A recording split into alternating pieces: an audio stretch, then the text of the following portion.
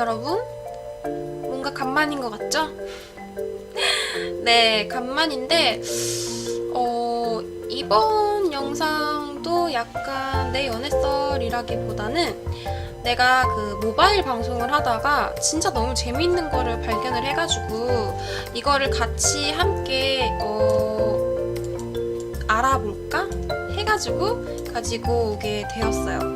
일단 뭐냐면 잔혹동화 아시죠? 제가 무서운 이야기를 하다가 동화에 대해서 이렇게 찾아보게 되었는데, 원래 동화라는 것 자체가 원작은 굉장히 잔인하기도 하고 성적인 것도 있고 하다 보니까 어린아이들을 위해서 만들다 보니까 이게 좀 잘려나가고 잔인한 거 없애고 해서 약간 순화시켜서 만든 게 동화잖아요. 이거에 대해서 오늘 한번 이야기를 해보려고 합니다. 일단 우리가 아는 우리가 흔히 알고 있는 그림 동화라는 게 어떤 거냐면 그림 형제. 자, 첫째 형 이름 야코프 그림이라는 사람과 동생 빌헬름 그림이라는 사람이 19세기 독일 형제들인데, 이 형제들이 그 그림책에 여러 가지 소설을 묶어서 초판을 만들고 이제 발행을 하기 시작한 게 그림 동화라는 거예요. 자, 독일에서 여러 민담을 모아서 동화집으로 집필을 했는데 그게 그림 형제가 만들었기 때문에 그림 동화가 된 거야. 근데 우리는 옛날부터 고전 동화, 그림 동화 막 이렇게 되게 흔하게들 알고 있었잖아. 그게 그거란 말이지. 일단 그림 형제가 원래는 이거를 언어 변천사를 연구하던 학자들이었고, 그림 동화는 연구 과정에서 연구에 쓰인 옛날 이야기와 고서를 엮은 것이라고 하네요. 근데 이게 이제 동화가 되기 시작을 했지. 1812년 한 권 초판이 발행이 되었을 때는 86개의 이야기가 수록이 되어 있었고, 그 후 추가로 70개의 이야기를 더 담으면서 2편이 발행이 되었어요. 일단 판을 거듭하면서 새로운 이야기가 많이 추가가 되었는데, 그 내용 상에서 성적인 이야기라든가 너무 잔인하거나 그런 거는 솔직히 일부 아동한테는 적합하지 않다고 생각이 되어서 삭제가 되고 조금 미화를 시키기 시작을 했죠. 그래서 최종판을 기준을 하면은 211개인데 원래 삭제된 것까지 합하면 241개예요. 30개가 사라졌죠. 그 30개 저희 성인들과 어른들을 위해서 내준다면 참 좋았을 텐데. 그렇죠? 저는 개인적으로 이제 어른이 되니까 그 어른 동화 재밌는 것 같더라고요. 자, 그래서 일단 여기서 내용을 보면은 동화에서 솔직히 우리가 어렸을 때부터 동화를 읽다 보면은 막 계모를 물리치고 행복하게 살았습니다 하잖아요. 그렇기 때문에 우리 인식에는 계모가 굉장히 못된 사람, 계모 이꼬르 나쁜 사람, 마녀, 약간 이런 이미지가 강할 텐데, 실제로 이 동화에서는 계모가 아닌 친엄마들인데 친엄마에 대한 반발감을 가질 수가 있기 때문에 이거를 친엄마가 아닌 계모로 해서 이렇게 이야기를 만들었다고 해요. 원래는 친엄마라고 해요. 그래서 우리가 지금까지도 계모 하면은 나쁜 사람, 엄마 학대하시는 막 약간 이런 되게 안 좋은 이미지를 갖게 된 것도 어렸을 때부터 동화를 읽으면서 이렇게 쌓아온 이미지인 거죠.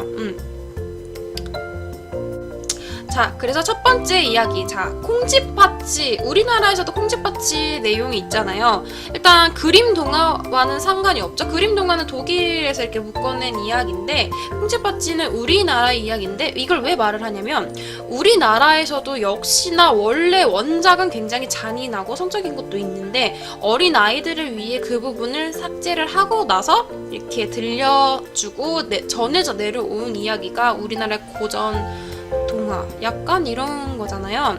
진짜 콩쥐팥쥐 내용은 계모랑 팥쥐한테 구박받던 콩쥐가 역경을 이겨내고 원님과 결혼해서 행복하게 살았습니다 까지가 딱 우리가 아는 내용인데, 이후 이야기가 동심 파괴가 되기 시작을 한다고 합니다.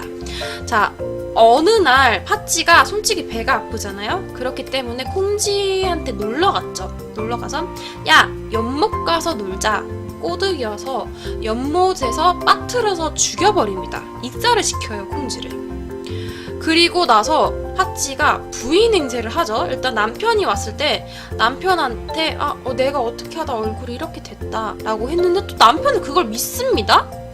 그 후 콩쥐는 연꽃으로 환생을 하고 감사가 꽃을 꺾어서 방 안에 두었는데 꽃에서 손이 나와서 팥쥐의 머리를 채를 다 쥐어뜯죠. 그러니까 여기서 또 열받은 팥쥐는 이게 이제 콩쥐라는 걸 살짝 눈치를 챘겠지?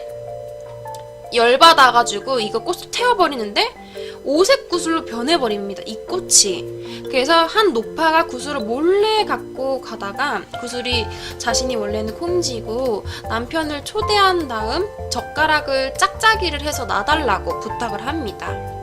그래서 남편이 젓가락의 짝짝이 약간 짝이 한쪽이 바뀐 것을 알고 나서 뭐라고 하죠. 이렇게 이거 뭐냐, 왜 젓가락 짝이 바뀌어 있냐 라고 지적을 하자마자 콩쥐가 귀신이 되어 나타나서 아니 젓가락 짝 바뀐 걸 아는 양반이 사람 짝 바뀐 것은 왜 어찌 모르시오 라고 하면서 자기가 당한 일을 이야기를 하기 시작을 하죠.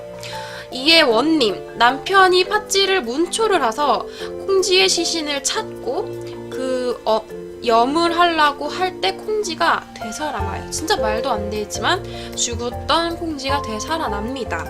그 후 팥쥐는 모진 형벌을 받고 수레에 매여서 찢어 죽여 거열형이라고. 약간 옛날에는 우리나라 사람들도 그렇고 중국 사람들도 그렇고 약간 능지처참을 되게 좋아했죠. 그래서 팥쥐는 수레에 매달린 채로 찢어 죽임을 당하고 나서 나머지는 송장을 젓갈로 담아버려요. 그리고 나서 이것을 계모에게 갖다 주죠. 그래서 계모가 맛을 보더니 맛있다. 이거 뭐로 담근 건가? 라고 물어보는데 그때 말을 해주죠. 니 딸 팥쥐야. 그 자리에서 계모는 기절을 하고 쇼크를 받아서 기절뿐만이 아니라 즉살했다고 이렇게 나오는데 이게 우리나라 민담입니다. 원래는 진짜 민담인데 우리가 알지 못했던 이야기잖아. 우리는 어렸을 때 뭐 행복하게 살았습니다 까지였는데 이렇게 우리나라에서도 삭제된 부분이 많은데 그림 동화에서는 더 많다고 하죠. 그래서 내가 이거에 대해서 여러 가지를 조금씩 찾아왔어. 여러 개. 그림 동화뿐만이 아니라 여러 가지 우리가 흔히 아는 텔레토비 이런 거를 약간 시대 풍자적인 것도 있고 하다 보니까 내가 여러 가지 이야기를 가지고 왔는데 하나하나 알려줄게요. 자, 피터팬. 내가 이거 봤을 때 조금 많이 놀랬던 게 피터팬 하면 우리가 생각하는 것은 뭐 약간 뭐라 그래야지, 피터팬 증후군 막 어린아이 시절과 어린아이 일대를 못 벗어나는 그런 거로 알고 있죠. 실제로 우리가 내용에서도 피터팬은 어린아이들과 함께 악당인 후크를 물리치고 네버랜드를 이렇게 지키자라는 이미지인데 피터팬은 몸과 마음이 성장하지 못하는 병에 걸렸어요. 실제로는 하이랜더 증후군이라고 해서 늙지 않는 병이라는 명칭, 여기서 이 이야기에서 나온 거라고 하는데 그런 병에 걸려 있대요. 근데 피터팬에게 사랑은 그저 아이들이 장난감을 좋아하는 감정이라서 웬디가 자신을 좋아하는 것도 팅커벨이 질투라는 것도 이해를 못하는 어린아이입니다. 근데 피터팬이 웬디에게 관심을 보이고 좋아하는 이유는 단지 그녀가 어려서 자기와 같은 어린아이? 약간 이런 거라서 관심을 보인 거래요. 피터팬의 친구들이 모두 어린이였던 이유는 피터팬이 어른으로 성장하는 어린 애들을 모두 죽였대요. 일단 발견된 피터팬의 책에서는 아이들이 커지면 그것은 규칙 위반으로 피터팬은 성장하는 아이들을 죽였다라고 기재가 되어 있는데 어린 아이들이 이제 성장할 때 되면 칼로 찔러 죽이거나 식인 악어에게 너도 날 수 있어 이러면서 막 아예 팅커벨과 합심을 해서 시계인 악어에게 밥을 준 거죠. 이게 너도 날 수 있어는 절벽 위에서 내가 나니까 너도 날 수 있어. 그니까 한번 따라봐 이러고 절벽에서 팅커벨이랑 밀어서 떨어뜨리면 시긴 악어가 그거를 먹는 거죠. 아이들을. 그렇게 성장을 하고 있는 애들을 다 모두 다 죽여버리기 때문에 피터팬과 아이들은 아이들일 뿐인 거예요. 그래서 여기서 나왔던 왜 피터팬이 왜 애들을 죽였냐, 자기는 어른이 될 수가 없었기 때문에 어른이 되어가는 아이들을 인정하지 않고 시기와 질투로 인해 살인을 했다고 합니다. 놀랍죠? 피터팬이 이미지가 지금 조금씩 바뀌고 있죠. 후크 선장이 원래는 영국 상류층의 집안의 외동아들이었는데 어릴 적 부모 사랑을 받지 못해서 네버랜드로 가출한 가출 소년이었대요.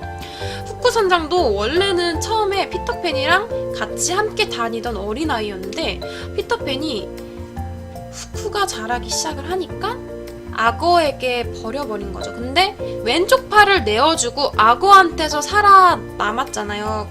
그래서 후크 선장과 악어 그리고 피터팬 이렇게 세 관계가 약간 악연으로 애니메이션에선 되게 재밌게 웃기게끔 풀어나갔죠.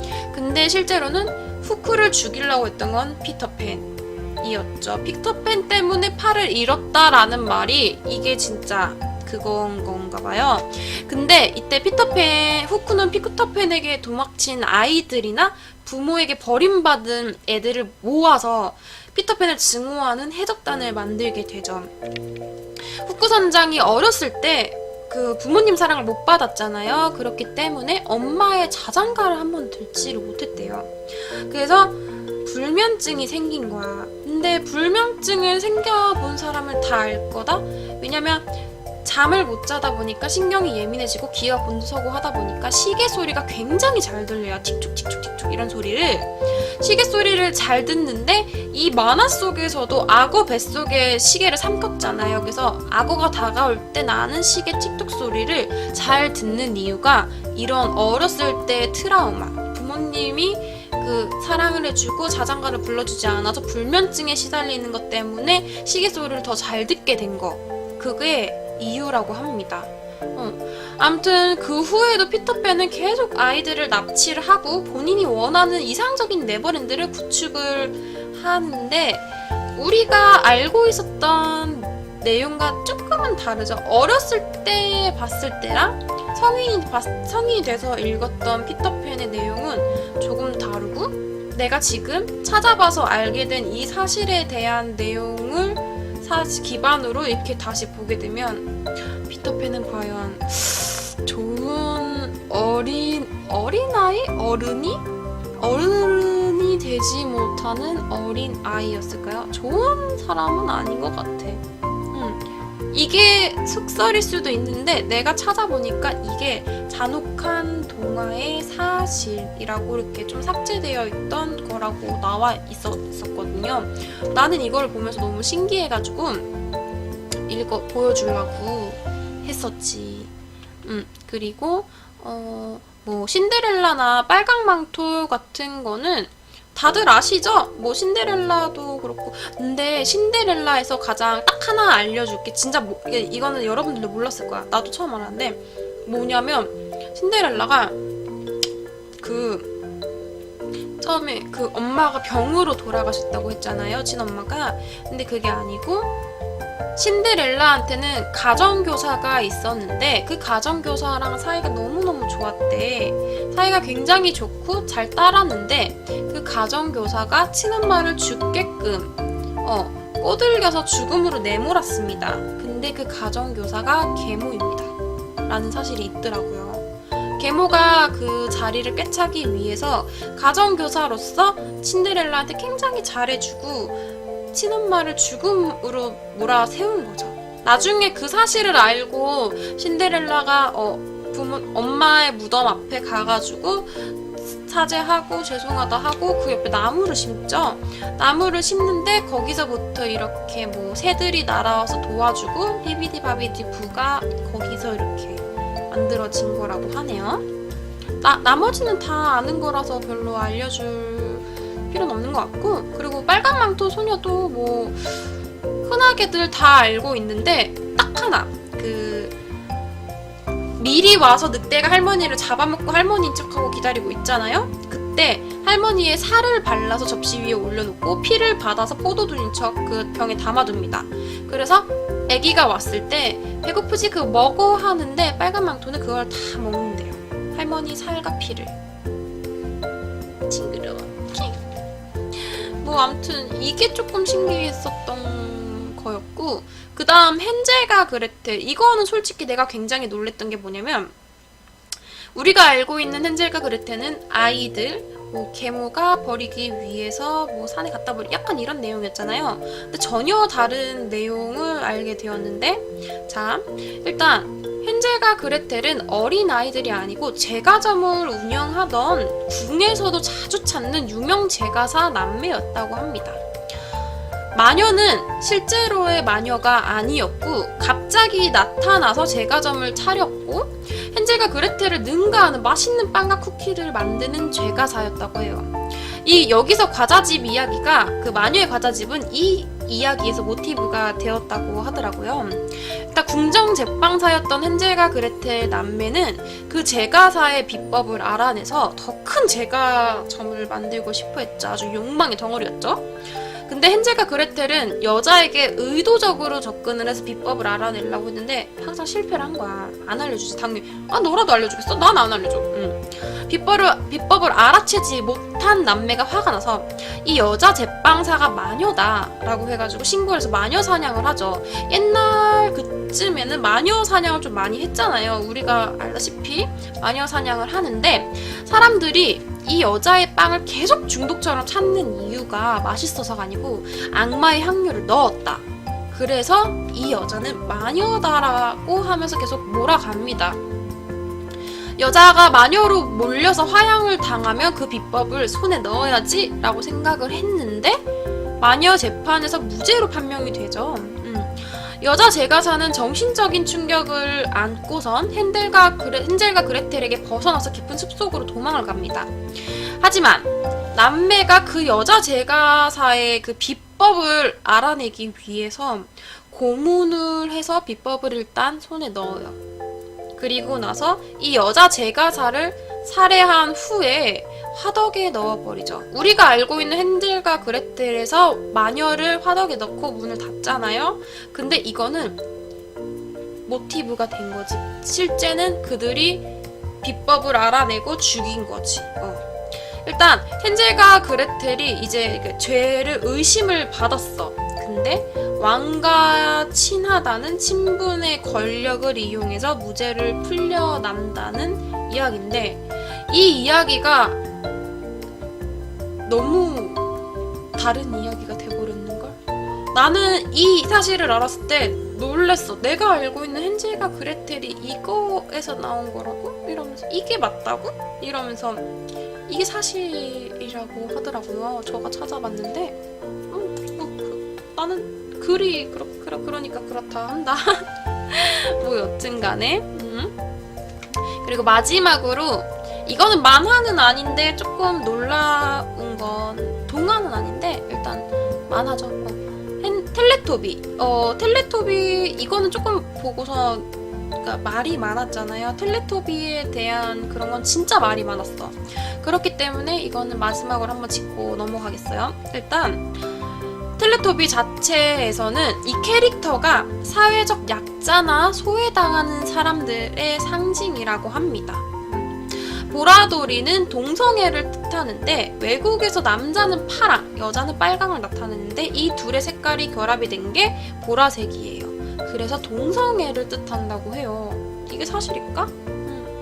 그리고 그래서 보라돌이는 약간 여성스러운 행동을 하죠. 실제로 만화를 보면은 이러면서 핸드백을 이렇게 들고 하하하 막 이러고 하잖아. 이거를 조금 나타내는 그런 거라고 하더라고요. 그리고 역삼각형인 안테나 모양을 갖고 있는데 이 역삼각형 자체가 동성애를 뜻한다고 하더라고요.